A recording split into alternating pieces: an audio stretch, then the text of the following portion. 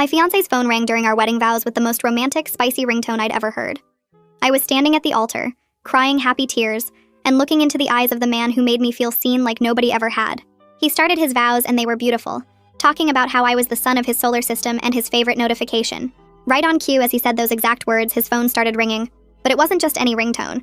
It was Pony by Genuine, the most intimate song I'd ever heard in my life. The grinding beat echoed through the entire church. Every single person in the room turned to stare at us. Norman's face went white like he'd seen a ghost. He fumbled with his jacket pocket. The music kept playing louder and louder.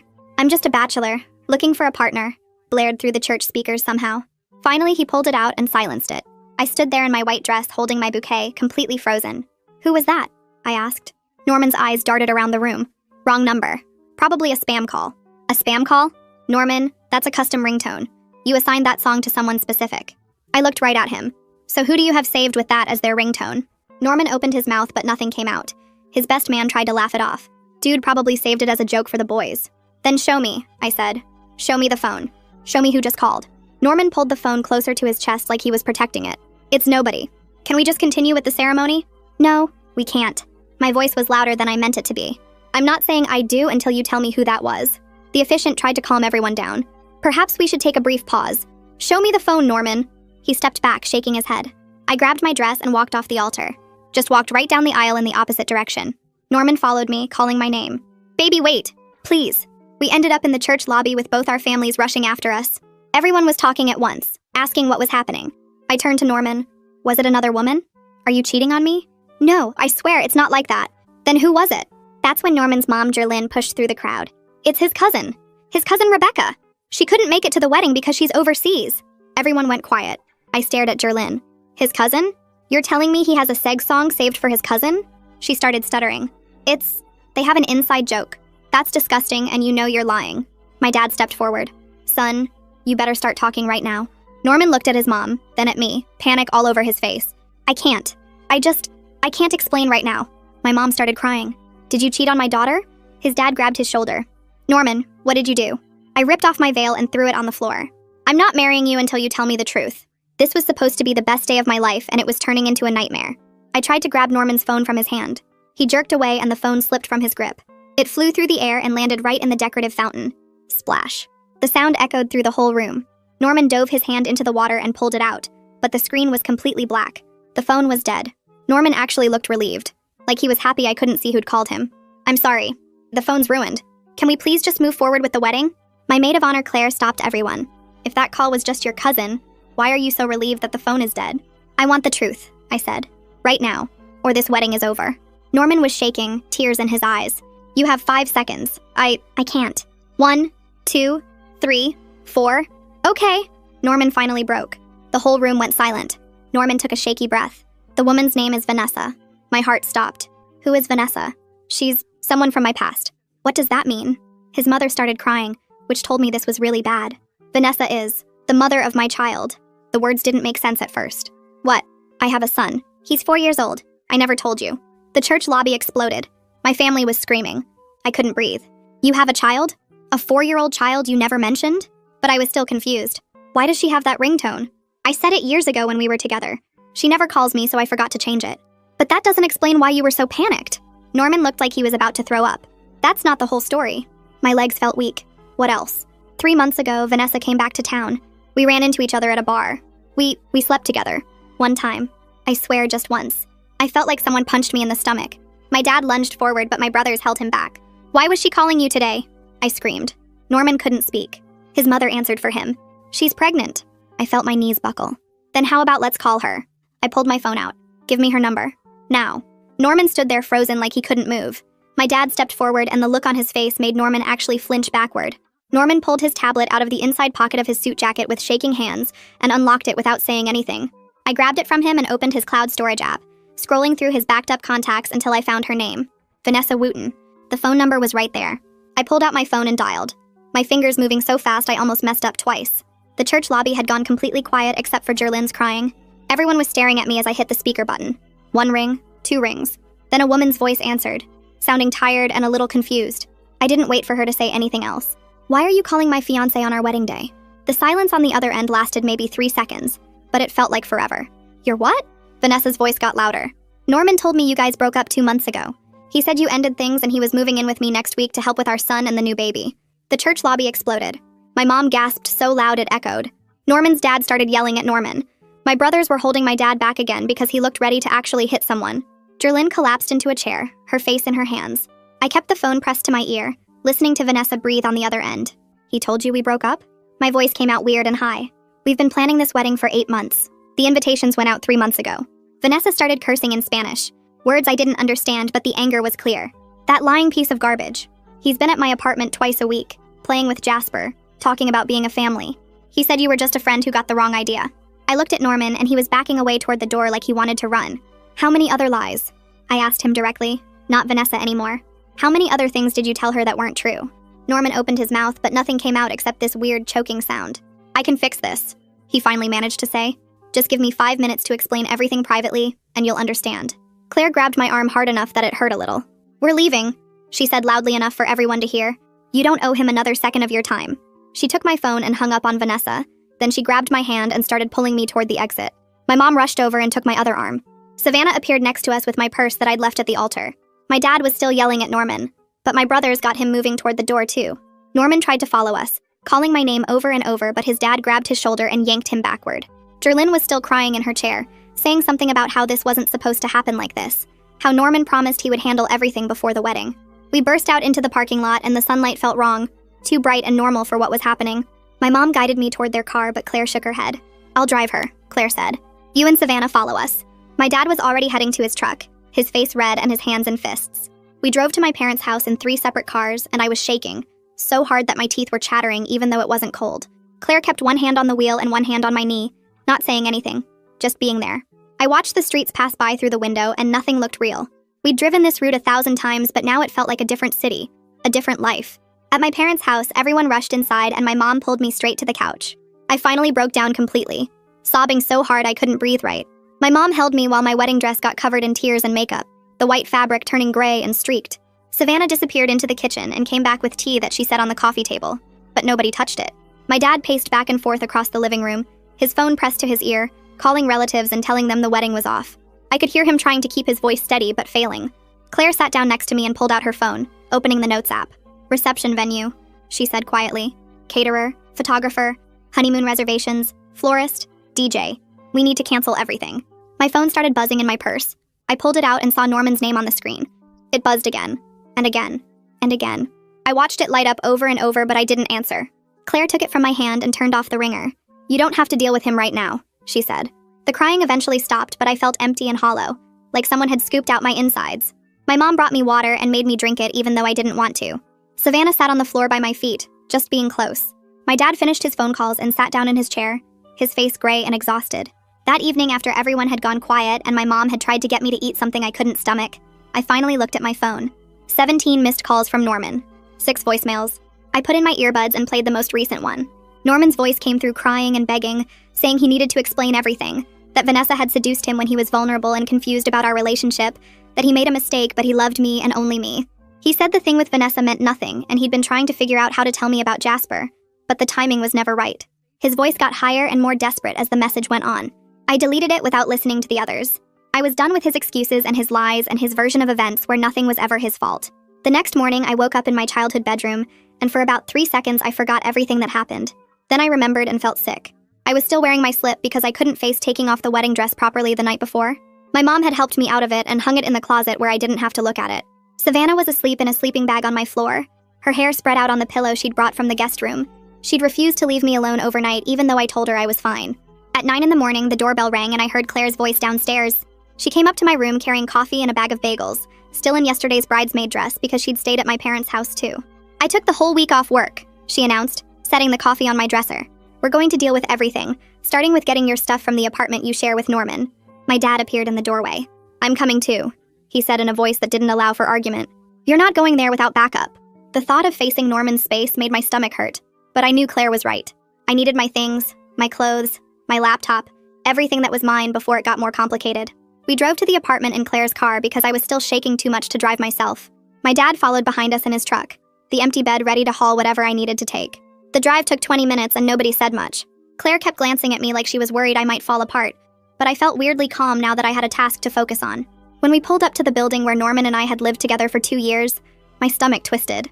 I'd been so excited to move in here, thinking it was the start of our forever. The apartment was on the 3rd floor and I used my key to let us in.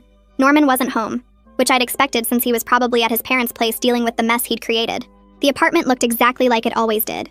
Clean kitchen, couch where we'd watched movies, the coffee table where we'd eaten dinner together 1,000 times. But now I was looking at everything differently, searching for clues I'd missed. Claire went straight to the bedroom to start packing my clothes.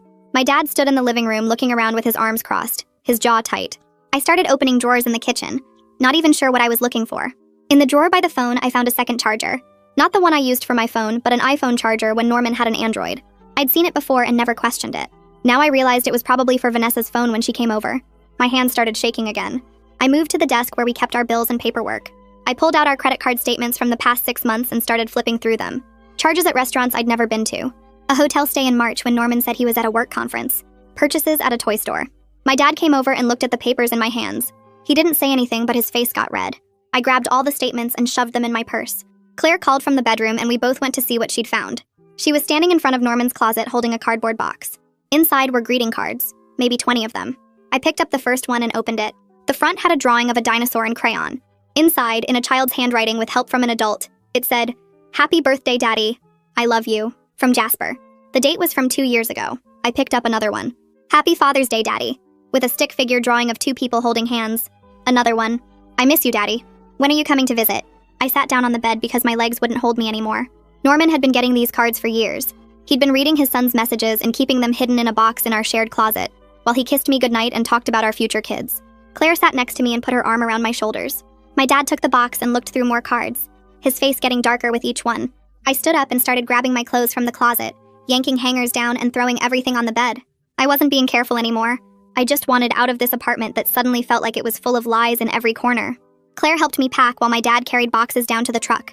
On her 3rd trip back from the truck, Claire stopped in the doorway. She was looking at Norman's laptop sitting on the desk in the corner. It was open and the screen was lit up. I walked over and moved the mouse. The screen came to life and I realized Norman hadn't logged out. His email was right there, open and accessible. Claire came to stand next to me. "You should look," she said quietly, "before he gets a chance to delete anything." I knew she was right. I sat down and started scrolling through his inbox. There were dozens of emails from Vanessa going back months. I clicked on the most recent one from 3 weeks ago. It was about their son's preschool graduation and whether Norman would be attending. Vanessa had written that Jasper kept asking if Daddy would be there to see him get his certificate. Norman's response said he'd try, but he was busy with wedding planning. Wedding planning. I felt sick. I kept scrolling and clicking. There were emails about doctor appointments for Jasper. Emails about child support payments that were late. Emails where Vanessa asked when Norman was going to tell me the truth. I found one from 2 months ago that made me stop breathing. Vanessa had written asking if Norman was sure about his plan. Norman's response was 3 paragraphs long. He said he needed to go through with the wedding to keep his parents happy, because they'd already paid for half of it, and his mom would never forgive him if he embarrassed the family.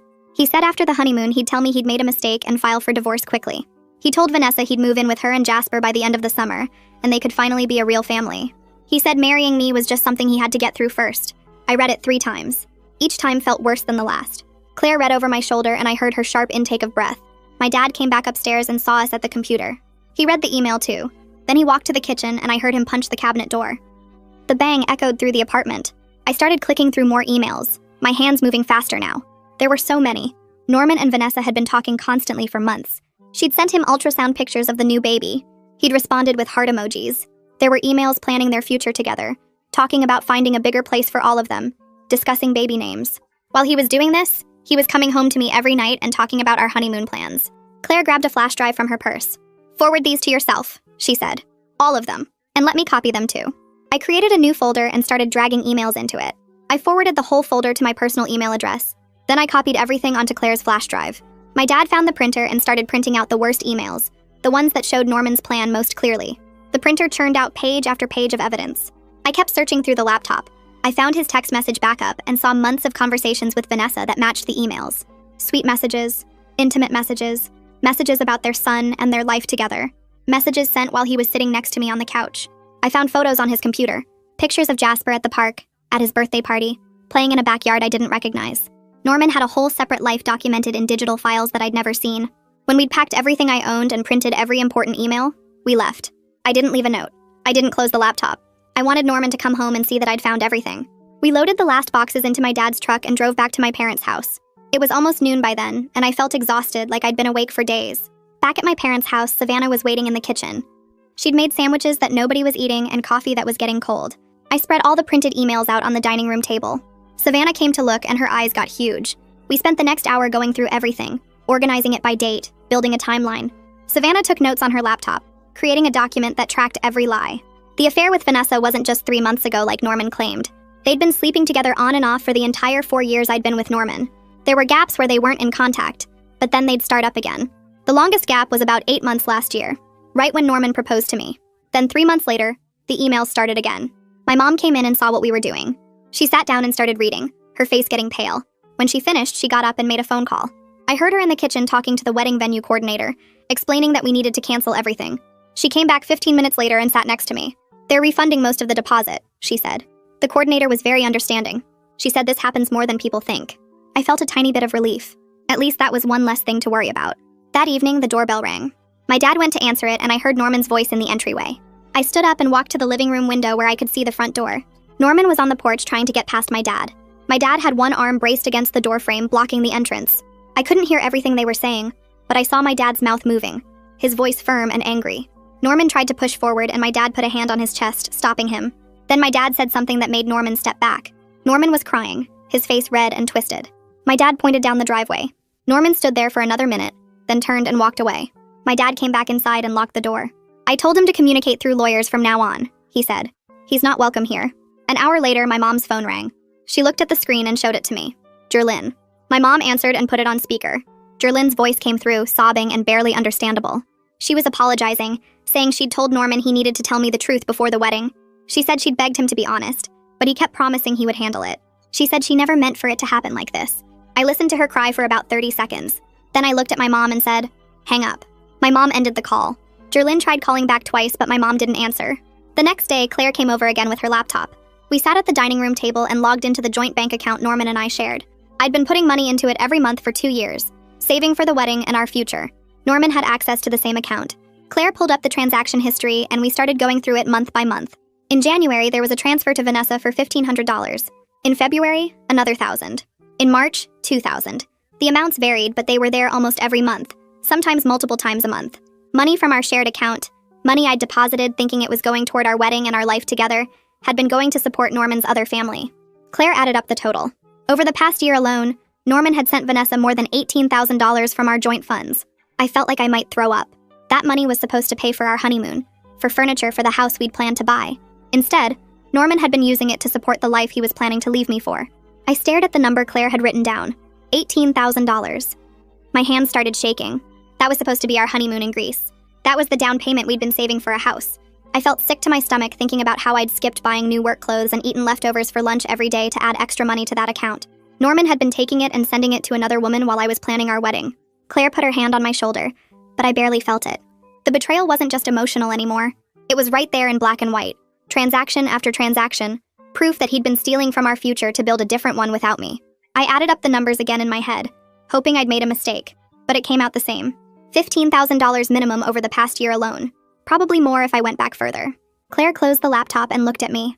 "We need to protect what's left, right now." I nodded because she was right. Norman still had access to that account. He could drain everything before I even had a chance to stop him. We grabbed my purse and keys and drove straight to the bank. It was almost closing time, but we made it with 10 minutes to spare. The woman at the desk looked confused when I explained I needed to open a new account immediately and transfer money from a joint account. She asked if everything was okay, and I said my wedding got called off and I needed to separate my finances. Her expression changed to sympathy and she moved faster after that. We opened a new checking account in just my name. Then we transferred exactly half of what was left in the joint account. Norman had already taken, so much that my half only came to about $4,000. The woman helped me remove myself as an authorized user on Norman's credit cards too. She said I should also cancel the joint card to protect my credit score. I did it right there, watching her type on her computer. Every click felt like taking back a tiny piece of control. When we left the bank, I felt exhausted, but also relieved. At least Norman couldn't take anything else from me now. Back at my parents' house, Savannah was sitting at the kitchen table with her laptop open and a notebook covered in writing. She looked up when we walked in. "I found 3 family lawyers who do free consultations. I already called and made appointments for you. Tomorrow at 10, Thursday at 2, and Friday at 11. I stared at her. My little sister, who usually couldn't remember to return my calls, had just organized my entire week. She saw my expression and shrugged. "You're dealing with enough. I can handle phone calls and scheduling. I hugged her and she hugged me back hard. For the first time since the wedding disaster, I felt like maybe I could actually get through this. The next few days blurred together. I met with all 3 lawyers and picked the one who seemed most straightforward about what I could realistically recover. She said the money Norman took from our joint account would be hard to get back since it was technically his money too, but we could try. She also said any wedding expenses I'd paid personally, or that my family had paid, could potentially be recovered through small claims court. My dad said he'd pay her fee because he wanted Norman to face consequences. I spent my time at my parents' house, avoiding Norman's calls and texts. He tried everything from apologies to anger to guilt trips. I blocked his number after the 15th message. 4 days after the wedding that never happened, my phone rang with an unknown number. I almost didn't answer, but something made me pick up. Hello? A woman's voice came through, quiet and tired. Is this the woman who was supposed to marry Norman? My stomach dropped. Yes. Who is this? It's Vanessa. I think we need to talk. In person. There are things Norman doesn't want you to know, and you deserve to hear them. I looked at Claire, who was sitting across from me. She nodded. Okay. When and where? We agreed to meet at a coffee shop the next morning. Vanessa said she'd be wearing a blue jacket. I told her I'd bring my friend for support, and she said that was fine. After I hung up, Claire asked what I thought Vanessa wanted to tell me. I had no idea, but I knew I had to find out. That night, I barely slept. I kept wondering what else Norman had lied about. What other secrets were waiting to come out? The next morning, Claire and I got to the coffee shop 15 minutes early. We picked a table in the back corner where we could see the entrance. At exactly 10 o'clock, a woman walked in wearing a blue jacket. She was younger than I expected. Way younger. She looked around the coffee shop and our eyes met. I raised my hand slightly and she walked over. Vanessa looked tired. Her face was pale and she had dark circles under her eyes. Her pregnant belly was obvious under her jacket. She sat down across from us and immediately said, "I'm so sorry. I didn't know. I swear I didn't know." I wanted to hate her, but she looked so miserable that I couldn't quite get there. Didn't know what? That you two were really together. Norman told me you'd broken up 2 months ago. He said you were just friends who'd tried dating, but it didn't work out. He said he was free to be with me and our family. Claire made a disgusted noise. Vanessa kept talking. I know how this sounds. I know you probably think I'm lying, but I can prove it. She pulled out her phone and started scrolling. Then she turned it toward me. Text messages. Hundreds of them. From Norman. I started reading. The messages went back years. In some of them, Norman called me his roommate. In others, he said I was a friend who was helping him with rent. Then the story changed, and I became a casual girlfriend who knew about Vanessa and was okay with it. Then I was someone he was leaving soon. The lies built on top of each other. Message after message. Creating a whole fake story. Vanessa scrolled slowly so I could read. He told me you knew about Jasper. He said you just didn't want to be involved with his son, which I thought was weird. But I figured it was your choice. He said once you two officially broke up, he'd move in with us and we'd be a real family. I felt like I was watching my entire relationship get rewritten in front of me. Every message showed Norman telling Vanessa the exact opposite of what he'd told me. She thought she was the primary relationship. I thought I was the primary relationship. We were both wrong. He played us both, I said. Vanessa nodded, tears in her eyes. My son asks about his daddy all the time. Norman shows up when it's convenient for him, stays for a few days, then disappears for weeks. Jasper doesn't understand why daddy keeps leaving. He thinks he did something wrong. Her voice broke on the last words. I felt something shift inside me. This wasn't about me versus Vanessa anymore. We were both victims of the same person. Claire leaned forward. Has Norman been supporting you and your son financially? Vanessa laughed bitterly. Barely. He sends money sometimes, but it's never consistent. He promises to help with bills and then doesn't. I'm working 2 jobs while pregnant because I can't count on him for anything. He says he'll do better, but he never does. I thought about the $18,000 Norman had taken from our joint account. Money that was supposed to go to his child but apparently didn't. Where had it all gone? We sat there for another hour, comparing notes, filling in the gaps in each other's stories. Vanessa showed me pictures of Jasper. He was a cute kid with Norman's eyes. She told me about the pregnancy, how Norman had promised to be there for this baby, but she didn't believe him anymore. She was tired of the lies and the broken promises. Before we left, we exchanged phone numbers. Vanessa said she'd keep me updated on the pregnancy and the paternity test, though she was sure this baby was Norman's based on timing. Claire told her she should talk to a lawyer about formal custody and child support. Vanessa said she'd been thinking about that. As we walked to the car, Claire said, "You handled that really well. I thought you'd be angrier." I shrugged. I'm angry at Norman, not at her. She got lied to just like I did. That evening, I was at my parents' house making dinner when my phone rang. New number. I answered without thinking. Norman's voice exploded through the speaker. What the hell do you think you're doing talking to Vanessa behind my back? You're trying to turn her against me. You're trying to destroy my relationship with my children. I actually laughed. I couldn't help it. The audacity was amazing. I'm not doing anything to you, Norman. Vanessa called me. And she's not against you. She's just finally seeing who you really are. You have no right to interfere in my family. Your family? Which family, Norman? The one you were building with me? Or the one you were building with her? Because you can't have both. He started yelling about how I was being unfair and unreasonable. How I was overreacting to one mistake. How if I really loved him, I'd forgive him, and we could work this out. I hung up while he was mid-sentence and blocked the new number too. My dad looked at me from across the kitchen. You okay? I nodded. For the first time in days, I actually was. The next morning, I had my first appointment with a family lawyer that Savannah had found. Claire drove me there because I still felt shaky about everything. The office was in a tall building downtown with glass windows and fancy furniture in the waiting room. A woman came out to greet us. She was maybe 50 years old with short gray hair and a firm handshake. She led me back to her office while Claire stayed in the waiting area. I sat down across from her desk and pulled out the folder of printed emails and bank statements I'd brought. She put on reading glasses and started going through everything page by page. Her face stayed neutral, but she made notes on a yellow legal pad. After about 20 minutes, she looked up at me. She said the emails showing Norman's plan to leave me after the wedding were strong evidence of fraud. The bank statements proving he took money from our joint account made my case even better. She explained that even though we weren't married, I had solid civil claims for fraud and financial damages. She could help me file a lawsuit to recover the money he took. I asked how much it would cost and how long it would take. She said her retainer was $3,000 and the case could take 6 months to a year, depending on whether Norman fought it or settled. But she thought I had a good chance of winning. Then she started talking about the wedding expenses.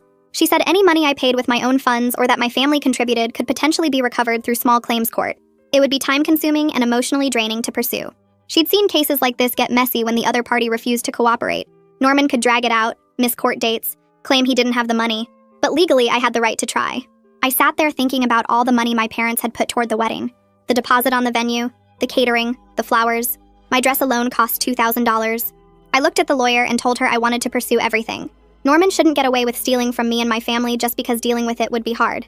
She nodded and said she'd start drafting the paperwork. We scheduled another appointment for the following week to review everything before filing. When I got back to the waiting room, Claire stood up immediately. She asked how it went. I told her the lawyer thought I had a strong case. Claire hugged me and said she was proud of me for taking action instead of just accepting what Norman did. We drove back to my parents' house and I felt lighter somehow. Like I was finally doing something instead of just reacting to Norman's choices.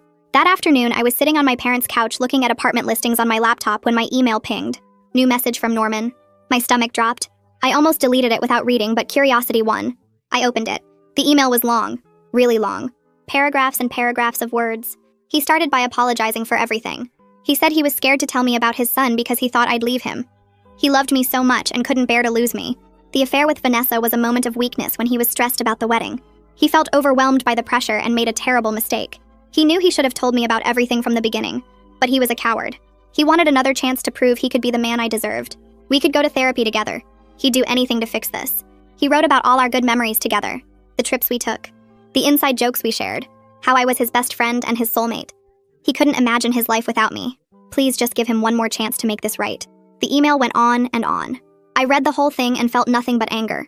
Not one word took real responsibility. Everything was about his fear, his stress, his feelings. He called cheating a moment of weakness like it was something that just happened to him instead of a choice he made. He hid a whole child from me for 4 years, but somehow that was about being scared instead of being a liar. His inability to actually own what he did was almost impressive. I closed the laptop and walked to my old bedroom. I sat at the desk where I used to do homework in high school and opened my email on my phone. I hit reply. I typed one sentence. Have your lawyer contact my lawyer. Then I copied and pasted the attorney's name and contact information. I hit send. Then I went into my email settings and blocked Norman's address. I blocked his phone number again too in case he tried calling from a different phone. I was done being accessible to his manipulation. Savannah knocked on my door and came in. She asked if I was okay. I told her what Norman had sent and how I responded. She said that was perfect. Short and clear with no room for him to twist my words. Then she sat down on my bed and pulled out her phone. She said we should start looking for apartments because I couldn't stay at our parents' house forever. I needed my own space to start fresh. We spent the next 2 hours scrolling through listings. Most were too expensive or in bad neighborhoods. But then Savannah found a small one-bedroom in a neighborhood I'd always loved. It had hardwood floors and big windows and was available immediately. The rent was reasonable. I called the landlord right away and scheduled a viewing for the next day. My parents said they'd help with the deposit and first month's rent. The next morning, Savannah and I drove to see the apartment. It was on the 3rd floor of an older building with a coffee shop on the corner. The landlord met us outside. He was an older man who'd owned the building for 30 years. He walked us up the stairs and unlocked the door. The apartment was small but bright. The kitchen had white cabinets and black countertops. The bedroom fit a queen bed with room for a dresser. The bathroom was tiny but clean. I walked around touching the walls and looking out the windows. This could be mine. My own space with no Norman. No lies. No memories of the life I thought I was building. Savannah stood next to me and asked what I thought. I told the landlord I'd take it. He had me fill out an application right there. He said he'd run my credit and call me by the end of the day. We drove home and I felt excited for the first time in weeks. That evening, the landlord called. My application was approved. I could move in on Saturday. My parents celebrated with me over dinner. My dad said he was proud of how I was handling everything. 3 days later, Claire and Savannah showed up with a borrowed truck to help me move. I didn't have much since most of the furniture in the apartment I shared with Norman was his, but Claire had extra dishes and towels. Savannah brought an old coffee maker and some pots and pans. My parents gave me their spare TV. We made trip after trip up the 3 flights of stairs carrying boxes and bags. By evening, the apartment was full of mismatched furniture and kitchen supplies, but it was mine. We ordered pizza and sat on the floor eating because I didn't have a table yet. Claire raised her paper cup of soda and said we should make a toast to new beginnings and leaving liars behind. We all clinked our cups together. After they left, I walked around my empty apartment. I was 32 years old, starting completely over. But I was doing it on my own terms without Norman's lies everywhere. That felt like something worth celebrating, even if it was scary. I made up my bed with new sheets and fell asleep in my own space for the first time. 2 days later, someone knocked on my door around 7 in the evening. I looked through the peephole and saw Jerlyn standing in the hallway. I almost didn't open the door, but curiosity made me turn the lock. Jerlyn looked terrible. Her hair wasn't styled like usual. She had dark circles under her eyes. She wasn't wearing makeup. She asked if she could come in. I stepped back and let her into my tiny living room. She looked around at my sparse furniture and boxes I hadn't unpacked yet. Then she turned to me and apologized. Not the fake apology from the church. A real one. She said she should have forced Norman to tell me about his son years ago. She knew it was wrong to keep that secret. She pressured Norman to hide it because she was ashamed her son had a child out of wedlock. She cared more about appearances than doing the right thing. Now she saw how much damage that choice caused. I stood there with my arms crossed, not saying anything. Jerlyn kept talking. She said she and Norman's dad didn't know about the recent affair with Vanessa or the pregnancy until the wedding day. They knew about the 4-year-old son, but not that Norman was still involved with Vanessa. When they found out everything at the church, they were shocked. She'd been fighting with Norman ever since about his choices. Her honesty didn't excuse anything, but it was more than Norman had given me. I asked her why she came here. Jerlyn reached into her purse and pulled out her checkbook. She said she wanted to pay back some of the money Norman took from our joint accounts. She had access to his trust fund and could transfer money directly to me. She wrote out a check for $8,000 and held it out. I stared at it. I told her I'd need to think about it and talk to my lawyer first. She nodded and set the check on my kitchen counter. Then she left without saying anything else. I picked up the check and looked at the amount. $8,000 wouldn't cover everything Norman took, but it was something. I put it in a drawer and texted my lawyer about what happened. 2 weeks after the wedding, that wasn't. I got a text from a number I didn't recognize. It was Norman's best man. He said his name was Axel and asked if we could talk. I almost blocked the number but decided to hear him out. He called me 10 minutes later. He apologized for not warning me about Norman's secrets. He said he knew about the 4-year-old son, but not about the ongoing affair with Vanessa. Norman told him years ago that he had a kid, but swore he'd told me about it and I was okay with everything. Axel believed him because why would Norman lie about that? Now he realized Norman had been lying to everyone about everything. He felt guilty for not questioning it more, or reaching out to me directly to make sure I actually knew. Several of Norman's friends were distancing themselves since the wedding disaster. They were disgusted by how he handled everything. Norman was apparently spiraling, missing work and drinking heavily. But Axel said that wasn't my problem to fix. I thanked him for calling and hung up. The conversation with Axel stayed in my head for the rest of the day. Norman's friends were backing away from him. People who stood up at our wedding rehearsal dinner and gave speeches about what a great guy he was. Now they couldn't even look at him without feeling disgusted. Part of me felt satisfied hearing that. Another part felt nothing at all. I made myself dinner and sat on my couch staring at the wall. My phone buzzed with a text from Savannah asking if I was okay. I told her I was fine and needed some space. That was mostly true. The next morning, I called the therapist's office that Claire had recommended. The receptionist scheduled me for that same afternoon with Isabella Parsons. I showed up 15 minutes early and filled out paperwork asking about my mental health history and what brought me in. I wrote, "Canceled wedding due to fiancé's betrayal," in the reason for visit section. Isabella called me back right on time. She was younger than I expected, maybe late 30s, with kind eyes and a calm voice. Her office had soft lighting and comfortable chairs. She asked me to tell her what happened. I started from the beginning with the phone call during the ceremony. The words came out easier than I thought they would. Isabella listened without interrupting. When I finished, she asked how I was sleeping and eating. I admitted both were terrible. She said that was normal for betrayal trauma. We spent the rest of the hour talking about what betrayal trauma actually means. She explained it wasn't just about being sad or angry. It was about having your whole reality shattered. Everything I thought I knew about Norman and our relationship was a lie. My brain was trying to process that while also grieving the future I'd lost. She asked about Vanessa and Jasper. I told her I felt weird sympathy for them. They didn't ask for any of this either. Isabella said that showed emotional maturity. Not everyone could separate their anger at Norman from the innocent people caught in his mess. By the time I left, I felt slightly less like I was drowning. I scheduled another appointment for the following week. 2 days later, my phone buzzed with a text from Vanessa. Norman had missed his scheduled visit with Jasper again. Her son had cried for an hour asking why Daddy didn't love him anymore. She was tired of making excuses for Norman. She was thinking about taking him to court for formal custody and child support instead of their informal arrangement. I read the message 3 times. That poor kid. 4 years old and already learning that his father was unreliable. I texted back immediately. I told her she should absolutely get a lawyer and formalize everything. Norman wasn't going to change on his own. He needed legal consequences to force him to act right. I offered to share my attorney's contact information since she'd been helpful and straightforward with me. Vanessa responded within minutes. She thanked me and said she never expected Norman's ex to be kinder to her than Norman was. I sent her my lawyer's name and number. Then I texted my lawyer to give her a heads up that Vanessa might call. My lawyer responded that she'd be happy to refer Vanessa to a good family law attorney in her firm. 3 weeks after the wedding disaster, my lawyer sent Norman's lawyer a formal demand letter. She requested return of the $15,000 he took from our joint accounts. She also asked for half of the wedding expenses my family had paid. The total came to around $25,000. Norman's lawyer responded 2 days later with a settlement offer of $5,000. My attorney called me to discuss it. She said it was a lowball offer and she strongly advised rejecting it. We had solid evidence of Norman taking money from our joint accounts. We had receipts for wedding expenses. Norman's lawyer was testing to see if I'd take an easy settlement. I told her to reject it. I wanted to fight this.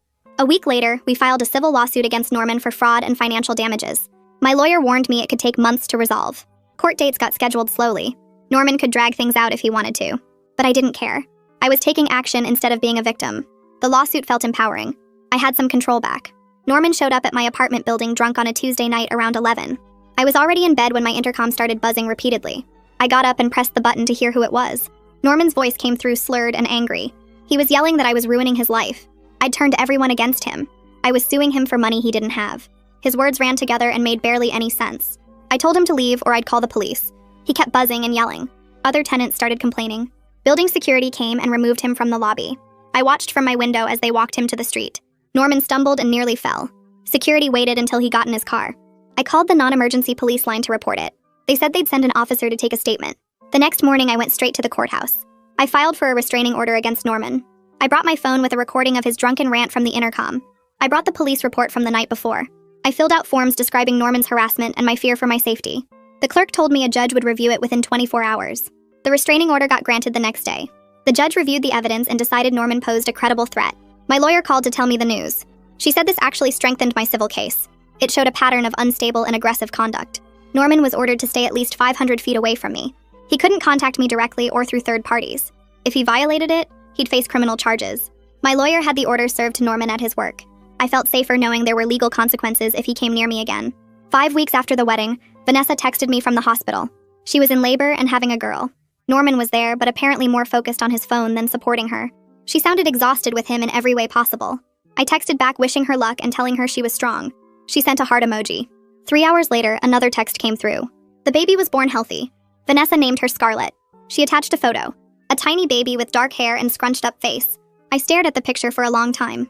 This innocent child would grow up with Norman as a father. She'd deal with all his dysfunction and broken promises. She'd probably cry someday asking why Daddy didn't show up like Jasper did. I felt genuinely sad for her. Not angry or bitter. Just sad that another kid was stuck with Norman's mess. 2 days after the baby was born, my phone buzzed with a text from Jerlyn. She said Cyrus visited the hospital and finally told Norman he was ashamed of the man his son had become. She said Cyrus was disgusted by all the lying and manipulation. I read the message twice and didn't respond. It felt weird getting updates from Jerlyn about their family drama. This wasn't my fight to win anymore. But I won't lie. It felt good knowing even Norman's own father was calling him out. The next morning, I had my regular therapy session with Isabella. I sat in her office feeling exhausted from weeks of processing everything. She asked me what I was thinking about, and I told her I kept wondering if I'd missed signs or failed to be enough for Norman. Isabella stopped me right there. She said Norman's betrayal wasn't about me being insufficient or failing somehow. It was about his character and his choices. She explained that no amount of love from me could have fixed his willingness to lie and manipulate everyone around him. That hit me hard in a good way. I'd been carrying guilt that maybe if I'd been different or better, Norman wouldn't have cheated. But Isabella helped me see that was backwards thinking. Norman made his choices because of who he was, not because of anything I lacked. I left that session feeling lighter than I had in weeks. The lawsuit moved forward faster than I expected. My lawyer called to say Norman's lawyer contacted her suggesting mediation to avoid going to court. She thought we had a strong case and could likely get most of what we were asking for through settlement talks. She explained that mediation would be faster and cheaper than a trial. I agreed to try it because I wanted this resolved and behind me. 6 weeks after the wedding disaster, I walked into the mediation office downtown. My lawyer met me in the lobby and we went upstairs together. Norman was already there with his lawyer. He looked terrible.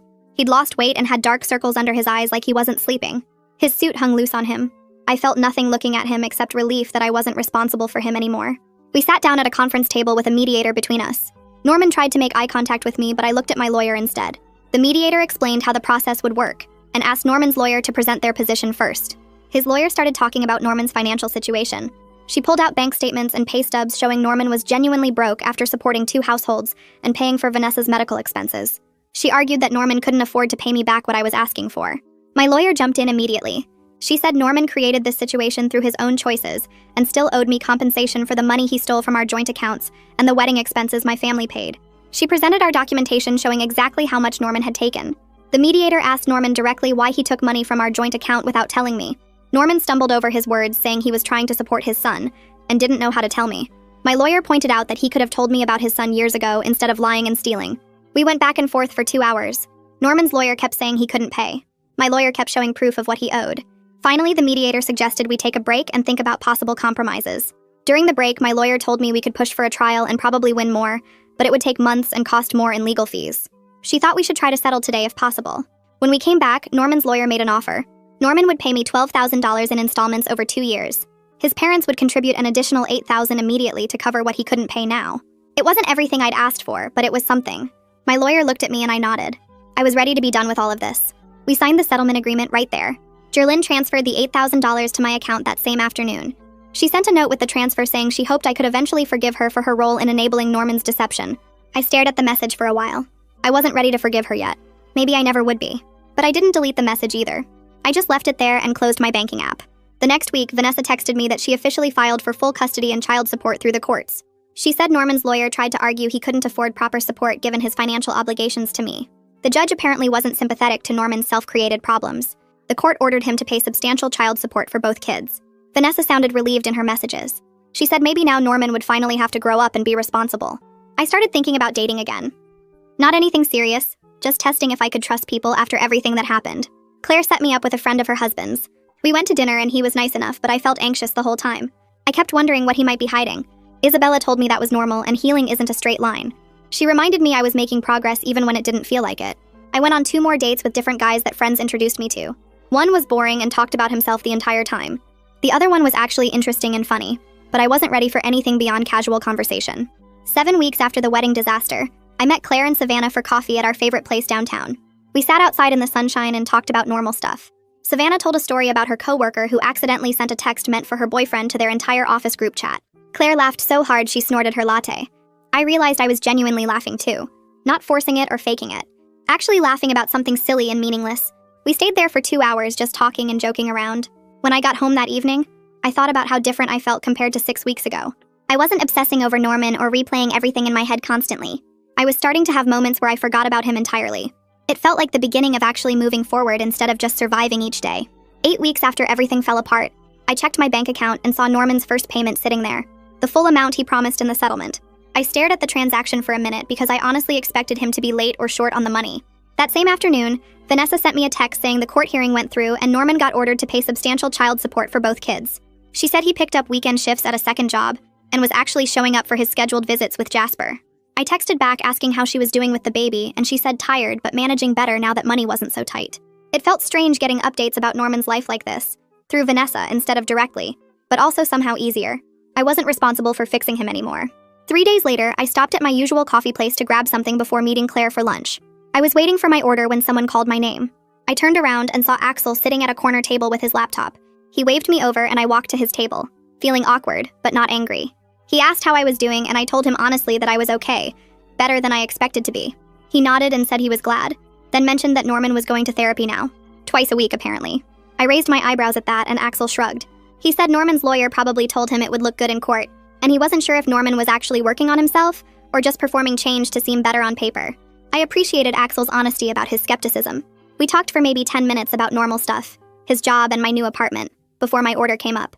He said to text him if I ever needed anything, and I believed he meant it. 2 months after the wedding that never happened, my parents invited me over for dinner. When I got there, Savannah's car was already in the driveway along with my aunt and uncles. I walked in and realized they'd turned it into a small celebration for my new place and fresh start. My mom made my favorite meal, and my dad kept refilling my water glass like I was still 12. After we ate, Savannah stood up and cleared her throat. She said she wanted to make a toast.